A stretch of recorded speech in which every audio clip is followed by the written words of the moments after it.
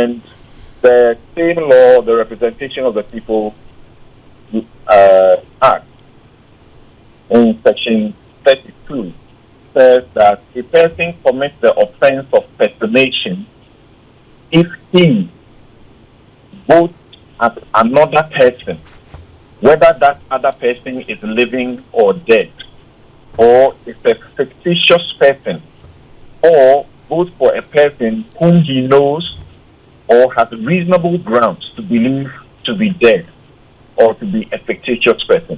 Does that answer your question? Well, yes, except that, the question is raised about protest voting.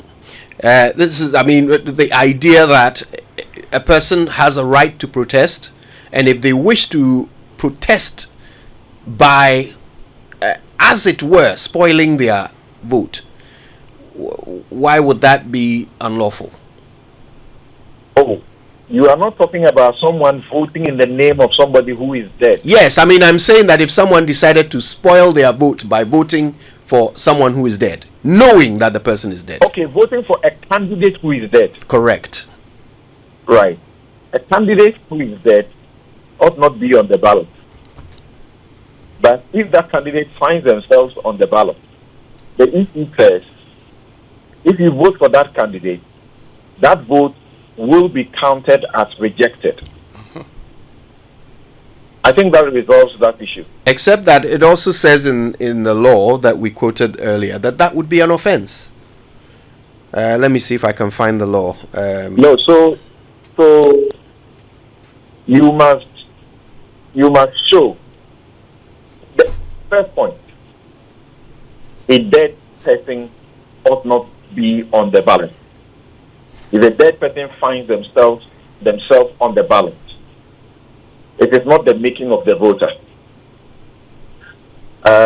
In the circumstance we find ourselves, there was sufficient time, but because of the issues of finance, prudence, the decision was taken that they don't have to print fresh ballots. So Epiadonko remains on the ballot paper. That's not the voter's fault. There were suggestions that image on the voters on the ballot will be marked crossed out to give an indication that you don't vote for them. You don't vote for her.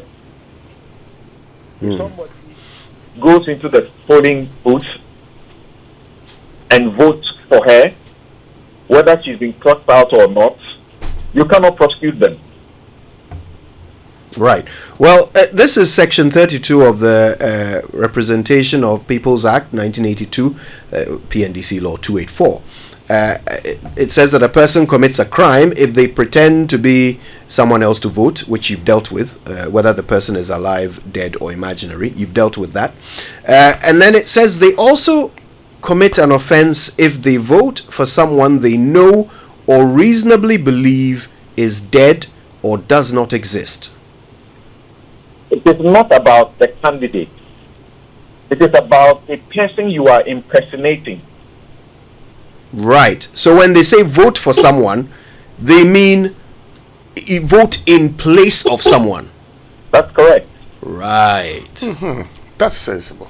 That actually clarifies it a lot. It now makes a bit.